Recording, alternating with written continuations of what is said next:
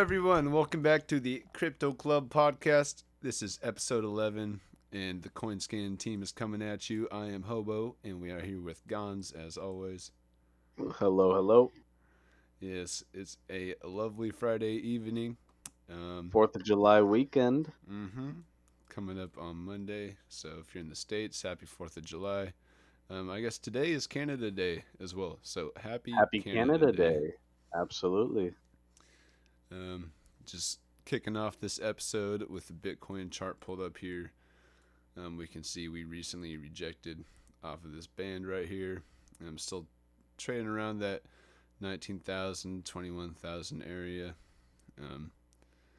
So we'll see how things progress. And yeah, there's some exciting stuff going to be happening at the CoinScan pretty soon. If you want to hop on our Telegram and keep an eye out for what's coming out. I know Gons and I are very excited for what is coming up, and we hope that you are all here to take part of it. But kicking off with a story here, we're talking about the June roundup. So who's hiring and who's firing in the crypto space? If you've been reading the news at all, you've probably been hearing about all of the layoffs at exchanges such as, I believe, Coinbase. There's a bunch of other exchanges. But so amid the recent volatility in the crypto market affecting investments and stock prices, many firms have made significant staff cuts in the last month while others continued hiring. In June, major crypto exchange Gemini was among the first to reportedly cut 10% of its employees amid the bear market, saying conditions were likely to persist for some time. Coinbase and Crypto.com followed, announcing plans to reduce staff by 18% and 5% respectively. Just quick note here, I think Gemini today just paused withdrawals and trading on that No. exchange. Yep. Really? Pretty sure. Oh, wow. Yep. I forget who it was, but it's very prominent. Maybe it was Sam Bankman, the CEO of FTX, that said there's a lot of exchanges that are secretly insolvent.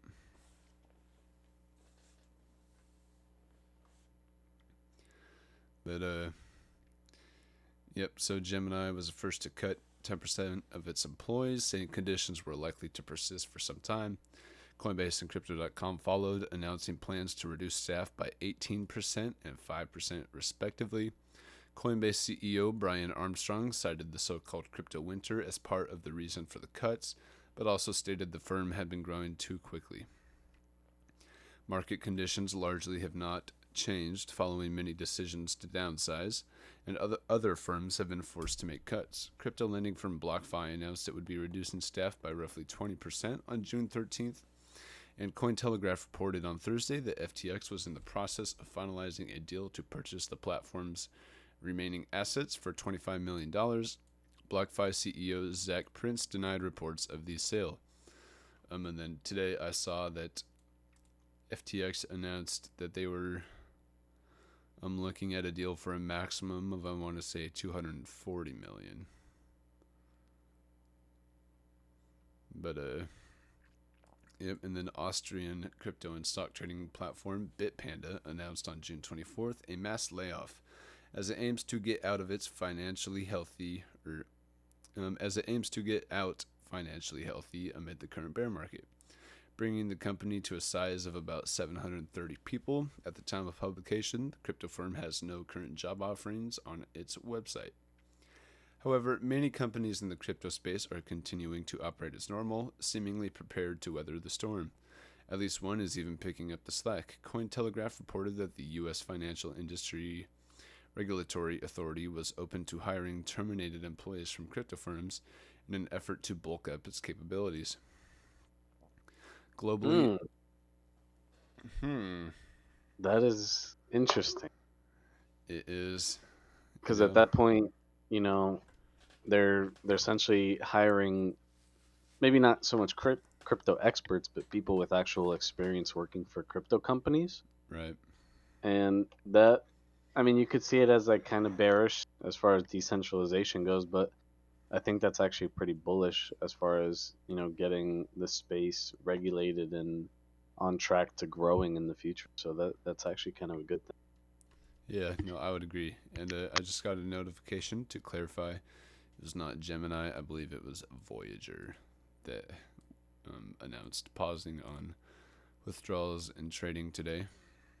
Yep. But let's see. So globally, Binance and Ripple offered thousands of jobs to replace the ones that were recently dissolved from major crypto exchanges and firms. Kraken also stood out as one of the major cryptocurrency exchanges, announcing plans to continue hiring for more than 500 roles in various departments amid the market shutdown. Sergey Vasilchuk, CEO of Ukraine-based decentralized staking provider Everstake, announced on June 15th that the firm was not firing anybody. According to data gathered by blockchain job site Crypto Jobs List, companies have listed more than 3,000 jobs related to the crypto space in the United States in the last 7 days, roughly 37% of all jobs posted in the last 30 days. The United Kingdom and India similarly saw a large number of crypto jobs advertised in the last 7 days, 562 and 183 respectively, suggesting that the industry still has room for staff. Kraken and Binance have shown that they plan to stay around for a long time by looking to grow their headcount during the bear market, a spokesperson for Crypto Jobs List told Cointelegraph. The market downturn has meant that individuals who don't plan to stick around for long are deterred, and only serious candidates that are interested in a long-term career are left to apply, and hiring managers recognize this. And then let's see, we got a tweet by CZ Binance here, the CEO of Binance, saying it was not easy saying no to Super Bowl ads, stadium naming rights, large sponsor deals a few months ago, but we did. Today, we are hiring for 2,000 open positions for Binance.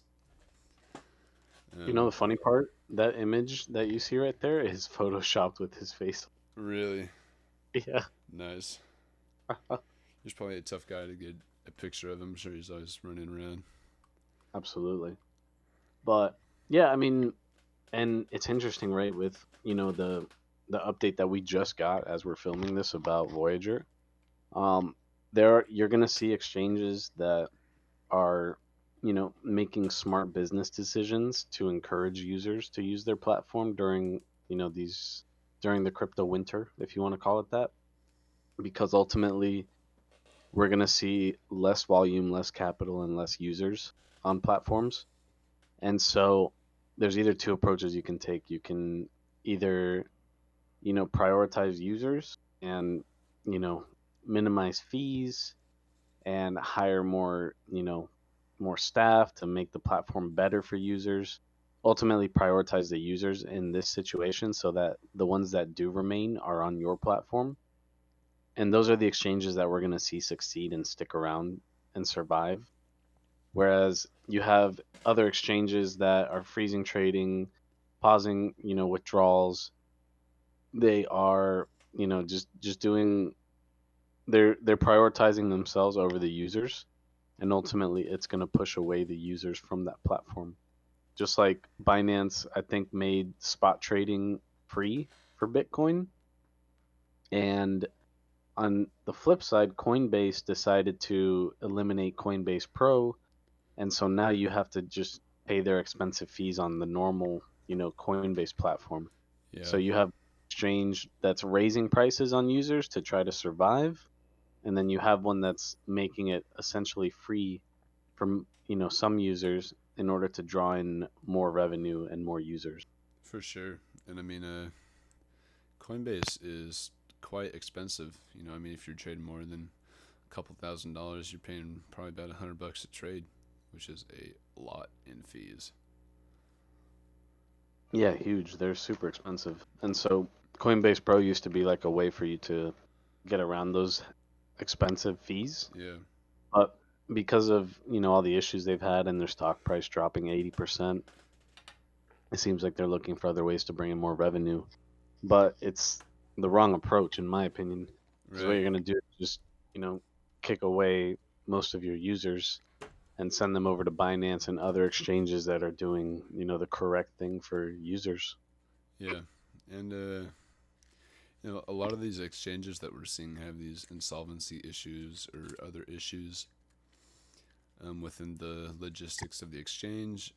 A trend that I've seen is they are all, or not all, but majority of them are relatively new exchanges. They haven't Hmm. survived previous downturns. And while Binance is by no means the oldest exchange, they've definitely been in crypto for quite a while. They've earned their stars.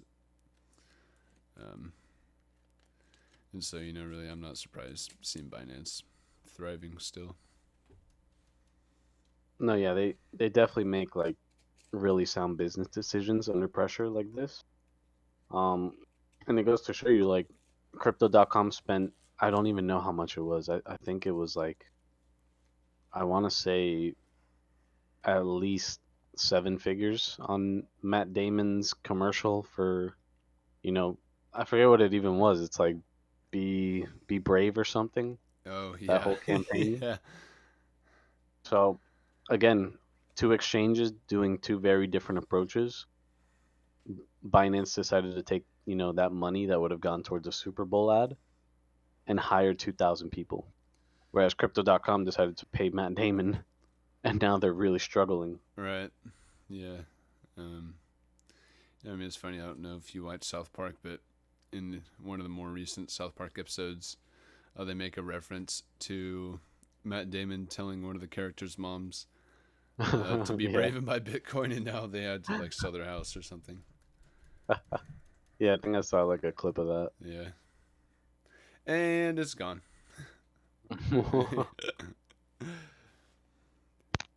But yeah, just be mindful of where you keep your funds. As we always say, self-custodial is the way to go, no matter the market. But that Especially comes, now. yeah, but that comes with its own risks and learning curve. So you just, you definitely gotta know what you're getting yourself into, no matter how you go about crypto. But getting on to the next story here, we got Vitalik Buterin recalling an old joke about EOS as the team claims they are making a comeback. So, Ethereum co founder Vitalik Buterin has tweeted that EOS, a once popular blockchain project, stands for Ethereum on steroids, recalling an old joke within the crypto community. The Ethereum mastermind praised the project, saying that the core team learned from Ethereum's amateurish naivety and idealism and created a smart contract platform with much higher scalability and speed. Buterin's remarks came as a surprise to many, particularly since he has been very critical of EOS in the past. Are you okay? Cardano ADA founder Charles Hoskinson asked in a response to Buterin. EOS is a smart contract platform that gained popularity after its debut in 2018 when it raised $4.1 billion in its ICO.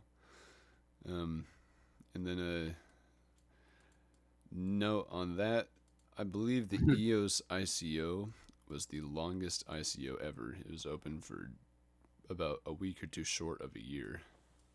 Whoa, really? Yeah. Oh, wow. Mm-hmm. So the project was considered an Ethereum killer because of its capacity to offer a higher rate of transactions per second. However, throughout the years, Block One, the developer of EOS.io, a blockchain protocol based on the cryptocurrency EOS, reportedly failed to add value to the blockchain, which led to an exodus of developers and resulted in the blockchain missing out on the decentralized finance and non-fungible token booms. This forced the dissatisfied members of the EOS community to form an organization in opposition to Block One, dubbed the EOS Network Foundation (ENF). The organization rebelled against Block One and took over the network codebase. The ENF CEO Yves Larose has vowed to make a comeback. In response to Buterin, he said EOS is the most performant blockchain and the only one that can handle 100 million transactions per day. Technology is not a problem for EOS, but in the past, leadership was a huge problem, he said. And then let's see. So here's a tweet from Yves Larose saying, Vitalik Buterin identified the leadership issue on EOS early, calling them snakes. Those snakes are Block 1. Those snakes collected $4 billion from the ICO, but the EOS community recently fired the snakes, and the EOS Foundation is pursuing legal recourse. Now that these snakes are gone, the top talent developers Vitalik Buterin mentioned are returning to EOS. The EOS code base also powers the world's most active blockchain, the world's fastest EVM, and then chains like Ultra IO, Proton XPR, and Network UX. So, as reported, the foundation has recently announced the Trust EVM, a new virtual machine that brings Ethereum virtual machine compatibility to EOS, allowing developers on the EOS network to create smart contracts using the popular programming language Solidity. Meanwhile, at 9:28 UTC, the project's native token EOS is trading at $1 USD. I want to say right now it's probably like 88 cents.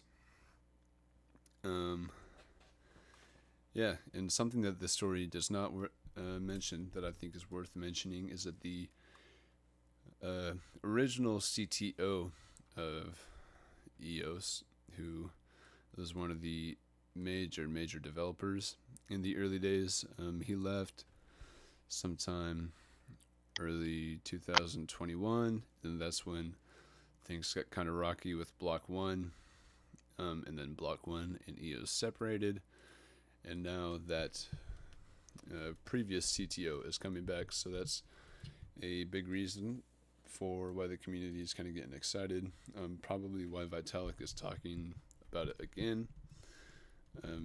He mentioned when he came back to the EOS protocol that he's hoping to revitalize and essentially save EOS. So, it's really an interesting story for something that is supposedly Ethereum on steroids. Yeah. So I'll definitely have to do some research on EOS and kind of evaluate what would be a good entry point, but it sounds kind of bullish for it. Yeah. I love what they said because it kind of touches on what I was talking about last week about, I think we had some company developing a new blockchain that's supposedly faster. Mm-hmm. And again, it boils down to value, which is word for word what I said last week, which is that it doesn't matter how fast your blockchain is, there needs to be value there, like tangible value. For sure. And until you have that, all these innovations that, you know, people are saying, oh, it processes this many transactions, or it does it in half a millisecond. The reality is that is not enough to get people to switch over. You need tangible value and, incentives for people to come and stay and build in your ecosystem. And so that definitely explains why EOS failed at first. And maybe now with, the CTO coming back and possibly some new leadership, we may see a reversal or, EOS thrive. Right. I would argue that speed and bandwidth are effects of value. Surely it doesn't encompass everything that makes a blockchain valuable. But, we've seen DYDX move to Cosmos simply because they cannot scale properly on Ethereum. Yeah, so I think that's what it was last week. And so, like I said, is it an improvement? Sure, but is it enough? And the answer is always no, because there's 10 other different blockchains that are faster and process more transactions per block than Ethereum. And the proof is that there are still more users on Ethereum than most other blockchains. For sure. So it's just not simply enough. You need, an ecosystem built around that blockchain, support it and help it thrive. So it's not enough. Yeah. No, I would agree with that. Yep. So this next story here is pretty interesting. The United Arab Emirates is set to unveil the first Metaverse hospital in October. So a private healthcare firm, the United Arab Emirates Thumbay Group, plans to roll out the first ever virtual hospital for the Gulf region. According to a senior official of the healthcare firm, the group is working on ensuring that the project is ready by October. The founder of Thumbay Group, Dr. Thumbay Moideen, revealed that the proposed metaverse hospital would be a complete virtual healthcare facility. Patients can use their avatars to consult with doctors. With the rapid increase in medical tourism, Moideen added that the hospital would allow people to glimpse what the metaverse would look like from the jet and visit the Thumbay healthcare facility.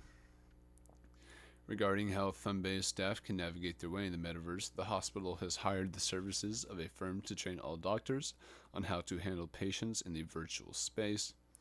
However, the decision about the fee has not been made, but the founder stated that it would likely tally with the teleconsultation charges adopted by the healthcare operator.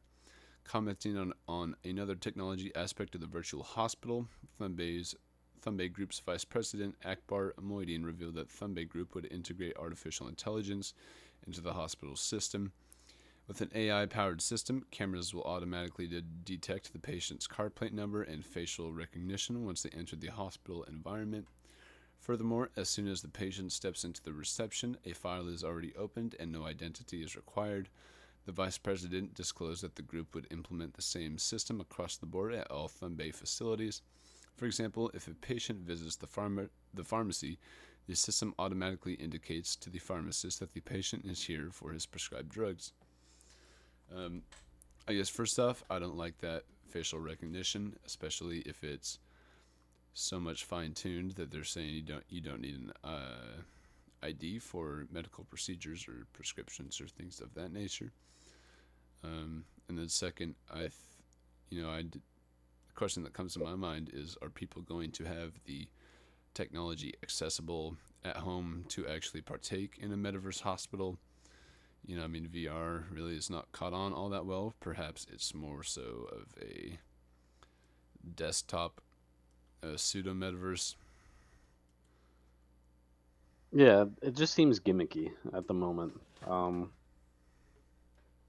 don't see how in the current environment and with current technology, I don't see how you could effectively implement this. And also, yeah, there's definitely some concerns there about, the fact that they're able to identify you and already know, you're coming somewhere for something. That in itself is a little scary, based on the AI integration that they're referring to. For sure. This is all a private company as well. If they're unveiling this in October, where did they get that database for all the faces? What other private companies are using this and not talking about it? Who knows? But so the hospital has introduced augmented reality and virtual reality technology to help paralyzed or long-term care patients keep in touch with their homes. Patients will be allowed to use the headsets to view their homes, which can psychologically affect their recovery. Moreover, Thumbay Group plans to provide unrivaled healthcare services that are not limited to the United Arab Emirates alone, but also to foreign nations or to foreign nationals coming for medical tourism. With AR and VR technology, terminally ill patients can feel their home surroundings via headsets. The vice president further added that the hospital is determined to embrace the digital ecosystem and leverage its technology to provide comprehensive healthcare to people. The UAE is fast becoming a leading player in the virtual world, with public and private institutions moving parts of their activities to the metaverse. Dubai recently hosted its first wedding in the metaverse, where the couples, alongside families and friends, attended using VR and AR devices. The Gulf nation has invested heavily in cryptocurrency and blockchain technology, with the addition of the metaverse to its plan. Dubai is positioning itself for dominance. The metaverse will greatly boost medical tourism once the first virtual hospital experience is launched. There's a lot of weird stuff going on in this article. It really sounds quite dystopian, especially that marriage in the metaverse. Like, that is just strange. You know, maybe in 20 years, the kids are going to be calling us boomers for getting married in real life. There won't even be any more real life weddings. The Mm, pastor's not even gonna want to come out to your wedding. He's just yeah, gonna be like, I'll be there in VR." yeah. He's like, you can put me on a screen and like have me at your wedding, but I won't actually be there. No, the reality, it's scary, man. The reality is virtual. The reality is leaning towards becoming very virtual. And yeah, I mean, that's as much as I'll say. it's Yeah, it is it, interesting, you know, but I don't. There's far too many people that think like us on this, at least for. for now, but see, that's the issue, right? So over time, as this gets normalized and, you know, implemented and pushed, and it doesn't necessarily have to be our generation, but over time, it leads to a point where it becomes the norm, and you're no longer asking question why. Right. Yeah, I mean, there's always the opposition, you know. Um, but yeah, quite some strange stuff. Um, so I guess leading into the next story, which also has to do with the metaverse. Um, Meta developing metaverse wallet as social media giant doubles down on NFTs. So Meta, formerly known as Facebook, is working on a wallet for the metaverse as the company is expanding its NFT test and launching new features for creators on Facebook and Instagram. Ideally, you should be able to sign into any metaverse experience, and everything you've bought should be right there. There's a long way to get there, but this kind of Okay. Ideally, you should be able to sign into any metaverse experience, and everything you've bought should be right there. There's a long way to get there, but this kind of interoperability will offer much better services for people and larger Ideally, you should be able to sign into any metaverse experience, and everything you've bought should be right there. There's a long way to get there, but this kind of interoperability will deliver much better experiences for people and larger opportunities for creators. Mark Zuckerberg, CEO of Meta, said today. He also announced that Facebook Pay was renamed MetaPay. Imagine that. So, according to the CEO, in the future there will be all sorts of digital items you might want to create or buy, and proof of ownership will be important, especially if you want to take some of these items with you across different services. Meta also announced that it is expanding the way creators can earn money on Facebook and Instagram, and is extending its commitment to not take fees on subscriptions, badges, paid online events, and bulletin until January 1st, 2024. The company added that its test of digital collectibles on Instagram will now be available to more global creators in a handful of additional countries. Creators and collectors will be able to share their digital collectibles across Facebook and Instagram after we begin rolling out the feature on Facebook with select US creators at a later date. We'll also soon start to test NFTs and Instagram stories with Spark AR, they added.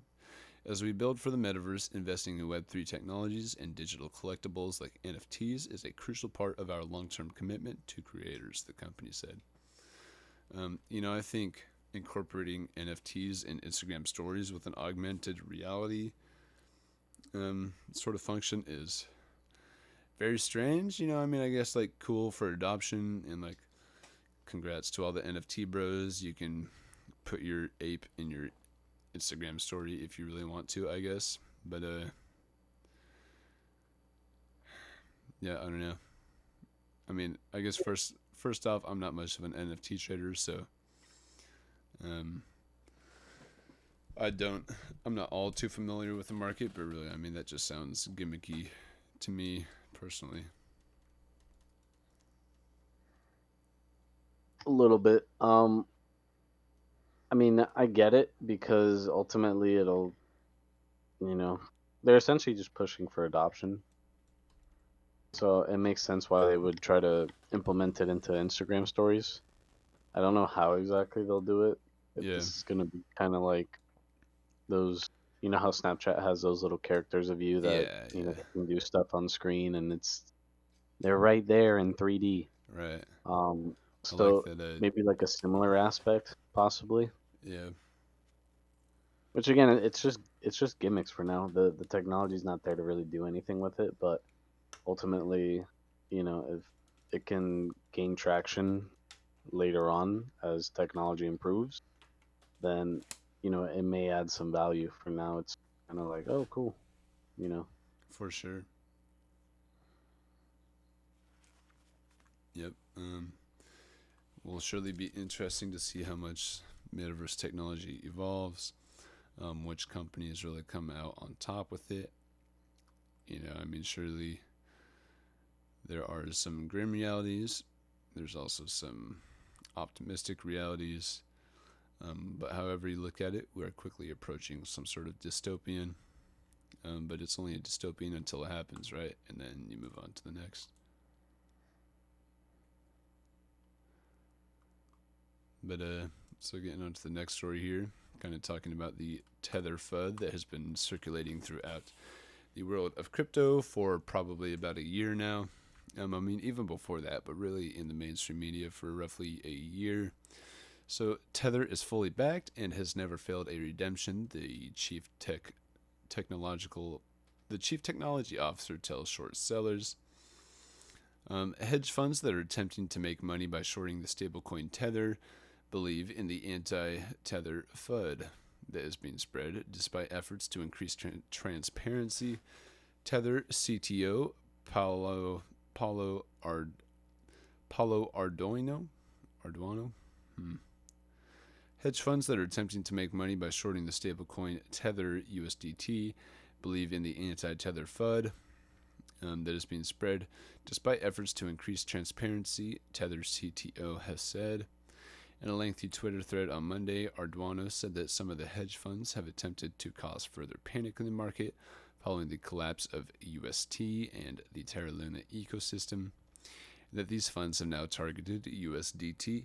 Their goal, per the CTO, is to create enough pressure in the billions, causing a ton of outflows to harm Tether liquidity and eventually buy back tokens at a much lower price. So in the direct tweet, Arduino says, I have been open about the attempts from some hedge funds that were trying to cause further panic on the market after the Terra Luna collapse. It really seemed from the beginning a coordinated attack with a new wave of FUD, troll armies, clowns, etc. Oh, whoopsie. So, USDT/USD perps, spot short selling, DeFi pool unbalancing are all tools that these hedge funds have used with the goal to create enough pressure in the billions, causing ton of outflows to harm Tether liquidity and eventually buy back tokens at a much lower price. So according to Arduino, the hedge funds in question believe in all the FUD that has been spread about Tether for years, including accusations that the stablecoin issuer doesn't have full backing for the circulating coins, that allegedly has exposure to risky Chinese debt securities. So despite all the third-party attestations, our collaboration with regulators, our increased transparency efforts, our commitment to phase out commercial paper exposure and move into U.S. treasuries, our settlements, they kept thinking and suggesting that we, Tether, are the bad guys, he wrote. So the comments that were just stated come after a Wall Street Journal article yesterday that said short sellers are ramping up their bets against Tether. I haven't looked into any of Tether's recent moves, but I know, at least over the past couple months, my standing I always keep things in USDC. The last that I had heard, Tether was yet to testify in front of Congress or any government representative, which is not the case for stablecoins like USDC, which have spoken before Congress and are audited on a monthly basis. And from what I know, Tether has not been transparent, but with the tone that Arduino is talking, perhaps that has changed recently. In the past, they definitely haven't. You know, like some of the other stable coins, they do monthly audits and reports of their reserves, to show that they're not, you know, not running out of liquidity and stuff like that. But Tether is basically just the guy in the room that's like, no, you gotta trust me. Like you Right. gotta trust me. Trust me, bro. But do you have like anything to show me that I should trust you? No, no, no. Just trust me though. Just trust me. Don't be a clown. Trust me. Right. Right. So again, maybe that has changed. I did my research on Tether years ago, um, and nothing has really changed up until the last 6 months, unless some new developments came out. But the Tether FUD has always been there, and I've always been kind of leery of a Tether crash, because you have to understand that so many platforms and protocols and even exchanges, they they have pairs lined up with Tether as their primary stablecoin. And so if Tether crashes, like it's gonna be a huge red day across all of crypto. Yep. So yeah, I'm not a fan of Tether, and yeah, I don't. Again, unless they start doing like monthly audit reports and being more transparent, then that may change. But for now, it's Yep. No. I am of the same standing. Um, so commenting in the article, Leon Marshall, head of institutional sales at Genesis Global Trading, confirmed that traditional hedge funds have made bets worth hundreds of millions of US dollars against the stablecoin. Quoting that there has been a real spike in the interest from traditional hedge funds who are taking a look at Tether and looking to short it. Marshall was quoted as stating, according to Tether's Arduino, however, the accusations are completely wrong. In his Twitter thread, he claimed that Tether has a backing of more than 100%, that it has never failed a redemption, and that all USDT tokens are redeemable for 1 USD. The Tether CTO further reiterated comments from earlier that the company has reduced its holdings of commercial paper and instead increased its holdings of U.S. Treasuries. Tether's commercial paper investments will be fully phased out in the coming months, he said. Eventually, these hedge funds that borrowed and shorted billions of USDT will need to buy them back. What will happen then, he went on to ask before stating, Tether is the only stablecoin that is proven with fire under extreme pressure. So, as reported in the fourth quarter of 2021, commercial paper made up just over 30% of Tether's total reserves, down from more than 44% in the third quarter, and the number is set to decrease further. U.S. Treasuries are generally seen as a more liquid and safer investment than commercial debt. Earlier this month, Tether issued an official statement where it condemned what it called false rumors about its holdings, including allegations that it holds large amounts of Chinese commercial papers that supposedly trades at a discount. These rumors are completely false and likely spread to induce further panic in order to generate additional profits from an already stressed market, the company said at the time. So, I can definitely see both sides of this. On one hand, a lot of these hedge funds have tons of influence and can push the narrative that they want to enhance their own wallets. And on the other hand, maybe Tether is doing some shady business practices, although they have held quite well throughout this downturn of the market. They certainly are not the only stablecoin that has maintained its peg.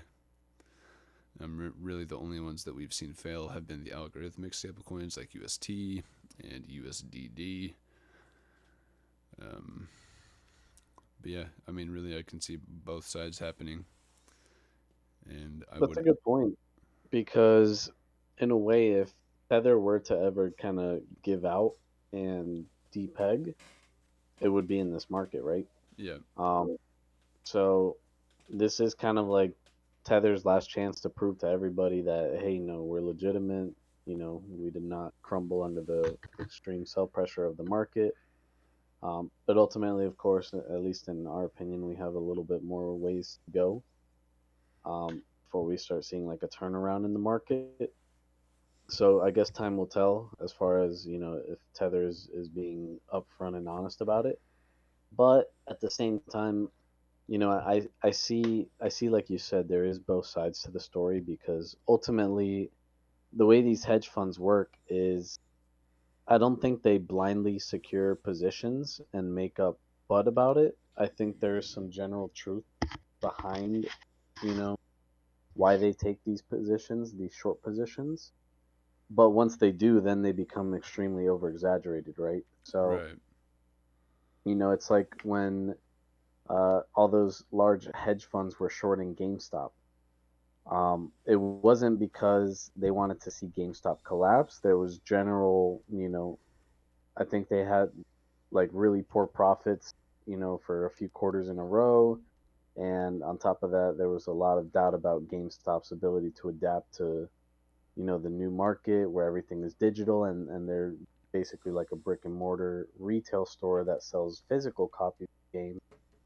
So there was some legitimate truth behind those hedge funds, FUD and shorting GameStop. However, when they started over exaggerating it and saying that GameStop is, going to go to zero, they're going to be the next blockbuster, then it actually backfired on them and it turned the community against them and the community rallied and started buying GameStop to, liquidate them. So Yeah. there is some truth behind the actions that hedge funds take, but as always, especially in markets, take everything with a grain of salt and do your own research because everybody kind of has their own incentives behind what they say or what they do for the most part.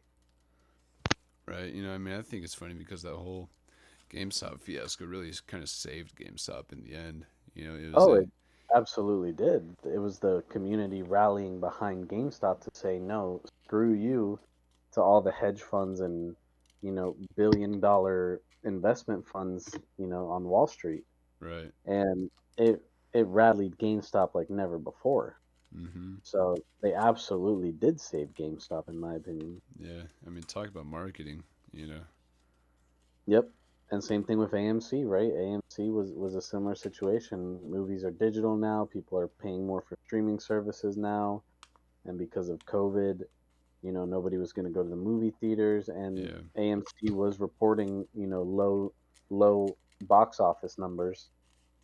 So there was some legitimate truth behind it, but again, um, when they started over exaggerating it and trying to feed their agenda and fill their pockets with profits by spreading, exaggerated information about how AMC was doing and gonna do, then, ultimately you saw the community kind of say, hey, this is our opportunity to say no, screw you guys.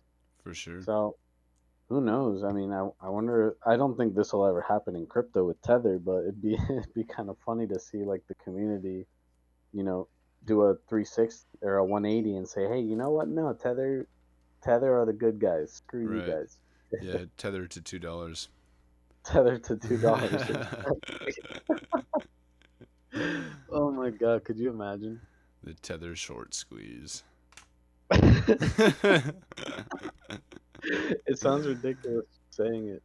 Yeah. You know, I mean, um, when we saw like the really big crash, let's see, when was that? June 22nd, when he went down to like um, 17.5 thousand. I remember looking on Uniswap and USDC was at $1.08.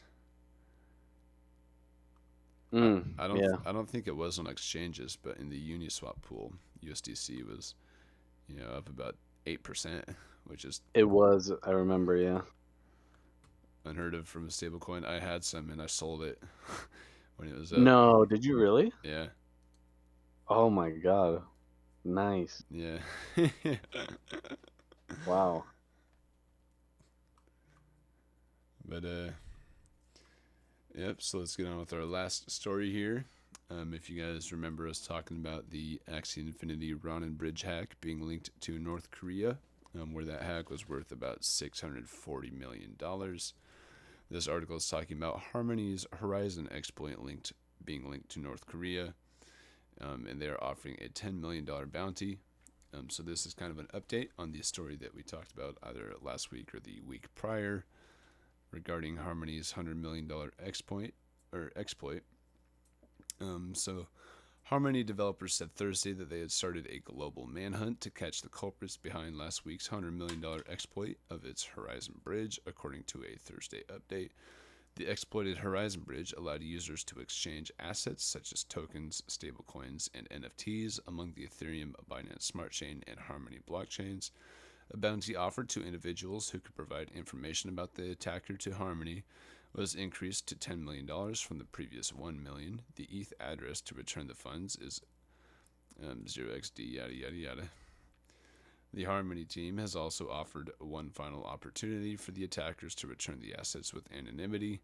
The final term is they retain $10 million and return the remaining amount, in addition to the team seizing the investigation.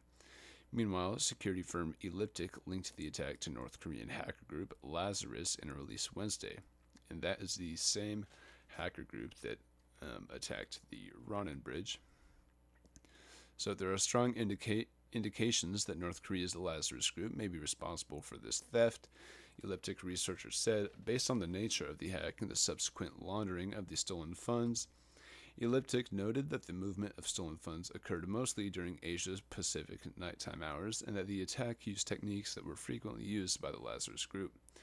Lazarus is believed to have stolen over $2 billion in crypto assets from exchanges and decentralized finance platforms, Elliptic said.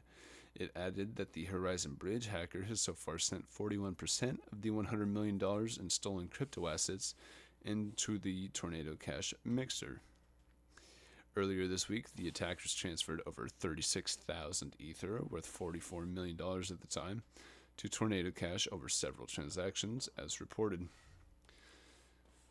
So the attackers' main wallet, tagged as Horizon Bridge Exploiter on blockchain tracing service Etherscan, continues to hold over 33,000 stolen Ethers, blockchain data shows. I think that's funny that this Lazarus group that's supposedly stolen $2 billion in crypto is using Tornado Cash. If you got a team of hackers that's exploiting some of the biggest bridges and pretty infamous as far as the size of their hacks, you would think they would, develop their own money mixer or something. Tornado Cash is pretty standard. Yeah, and it's not like 100% foolproof either. Because there's ways to kind of like almost data mine where the funds go to the new wallet addresses. So generally speaking, what they do is they deposit it into Tornado, but they don't withdraw it for like a very, very long time, because at that point it becomes nearly impossible to figure out where it actually ends up going. Right. So that's usually what they do. But if they like deposit it and then withdraw it right away, it's actually very simple to see where it goes once you data mine it. Mm-hmm. But yeah, still, it's like you said, it's like I'm trying to think of a good analogy for it. Like Tornado Cash is so common, and I feel like there probably should be something a little bit more robust for hackers to use. That it's almost kind of weird seeing this elite group of North Korean hackers using it. Yeah.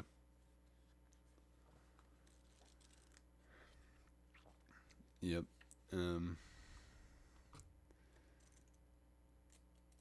Yeah, I think it's it'll be interesting to see what these hackers actually do with the money, right? Because sure, they can try to launder it. At the end of the day, most of it will probably be able to be traceable. It almost always is. Like there's really no point to doing this kind of stuff. In the grand scheme of things, you're harming usually normal investors, because it's not the exchange's money, it's investors' money that the exchange is holding. And then on top of that, you're giving crypto a bad name, a bad reputation. Right. And the last part is you're gonna get caught. Yeah. There's no way around it. You will get caught. Yeah. And so what's the point? Whereas you could use your skills to benefit, these protocols and keep, users safe and get rewarded for it. Granted, you're not going to, be rewarded $44 million, but you may be rewarded $4 million and not have to face what I imagine is a very stressful period in your life where you're constantly looking over your shoulder to see if the FBI is coming up behind you to arrest you for being a hacker. Right. So At the I don't same think it's time, worth though, it. in a nation like North Korea, maybe I wouldn't be surprised if they're in conjunction with North Korea. Cahoots. They're definitely. So I was gonna say that. Being that the Lazarus Group is from North Korea, this certainly doesn't apply to them. This is more so like broad spectrum for most modern Western countries and civilized countries, for that matter. Yeah. Yeah. But yeah, naughty Lazarus. Very rude. They should simply stop. Just stop. Yeah. Well, We'll get a bunch of people on Instagram to post on their stories about how mean it is, and then they'll all stop. well, on the topic of hackers and stolen funds, make sure you guys are, aware of what we are doing and building over at CoinScan. Make sure to check out our Telegram group, Discord, website, white paper. We are actively working to better the space and, build a platform and tools that will help users stay safe and, prevent stolen funds from, scammers and stuff like that, across EVM chains for now. So check us out. If you have any questions or comments or suggestions, you can also drop in the Telegram and leave us story suggestions as well. Those are always pretty fun to see what you guys want us to cover. Yeah. And also, we are one of the few projects that is just thriving in the bear market. It really doesn't matter, bear or bull. We just continue working, and we are here to build a product that outlasts even us. So. Wow. CoinScan will live forever. Yes, that is the goal. So Yes.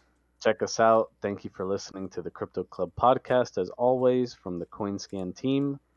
And yeah, make sure you check us out and tune in for the next one. Thank you. Right. See you next week.